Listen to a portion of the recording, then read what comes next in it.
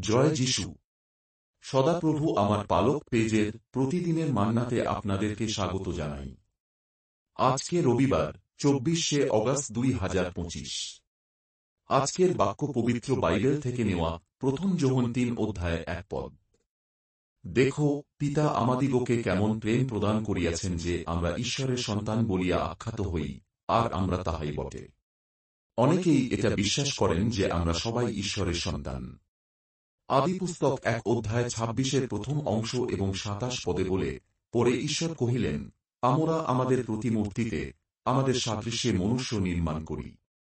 পরে ঈশ্বর আপনার প্রতিমূর্তিতে মনুষ্যকে সৃষ্টি করিলেন, ঈশ্বরের প্রতিমূর্তিতেই তাহাকে সৃষ্টি করিলেন, পুরুষ ও স্ত্রী করিয়া তাহাদিগকে সৃষ্টি করিলেন।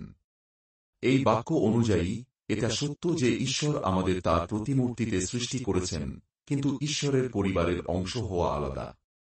যোহন 1 অধ্যায় 10 এবং 11 পদে বলে, তিনি জগতে ছিলেন, এবং জগৎ তাঁহার দ্বারা হইয়াছিল, আর জগৎ তাঁহাকে চিনিল না। তিনি নিজ অধিকারে আসিলেন, আর যাহারা তাঁহার নিজের, তাহারা তাঁহাকে গ্রহণ করিল না।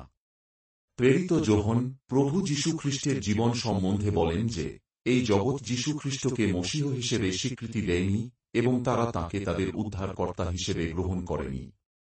যোহন 1 অধ্যায় 12 পদে বলে, কিন্তু যত লোক তাঁহাকে গ্রহণ করিল, সেই সকলকে, যাহারা তাঁহার নামে বিশ্বাস করে তাহাদিগকে, তিনি ঈশ্বরের সন্তান হইবার ক্ষমতা দিলেন।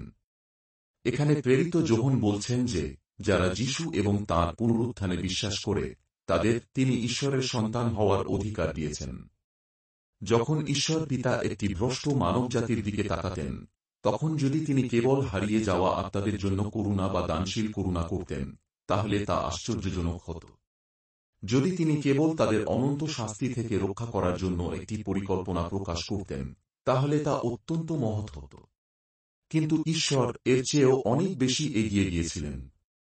তিনি তাদের তাঁর সন্তান বলে অভিহিত করেছিলেন। আজকের বাক্যে এটা উল্লেখ করা হয়েছে যে ঈশ্বরের প্রেমের কারণে খ্রিস্ট বিশ্বাসীদের তাঁর সন্তান বলা যেতে পারে। প্রেম শব্দটির জন্য প্রেরিত যোহন এখানে যে শব্দটি ব্যবহার করেছেন তা হল আগাপে। একটি অন্তহীন, নিঃশর্ত প্রেম। তিনি বলেছেন যে ঈশ্বর আমাদের এই প্রেম উপহার দিয়েছেন বা দান করেছেন, এবং তাই আমরা তাঁর পরিবারের অংশ হিসেবে অন্তর্ভুক্ত। যখন আপনি এবং আমি যিশুতে বিশ্বাস করি, তখন আমরা একটি নতুন পরিবারের, ঈশ্বরের পরিবারের অংশ হয়ে যাই। তাঁর সন্তান হিসাবে আমরা তাঁর নাম এবং তাঁর খ্যাতি বহন করি। আমরা যেখানেই যাই এবং যাই করি না কেন, আমরা খ্রিস্টের নাম বহন করি। তাঁর মধ্যে থাকাটা আমাদের একটি নতুন পরিবারের অংশ করে তোলে। সবাই কি জানে যে আপনি ঈশ্বরের পরিবারের অংশ? প্রাচীন খ্রিস্ট বিশ্বাসীরা এটা গোপন রাখেনি যে তারা ঈশ্বরের পরিবারের অংশ ছিল। তাদের জীবন ছিল তাদের সাক্ষ্য যে তারা কার ছিল, এবং আমাদের সম্পর্কেও সবার একই কথা জানা উচিত। প্রভু তাঁর বাক্যে আশীর্বাদ করুন। আমেন।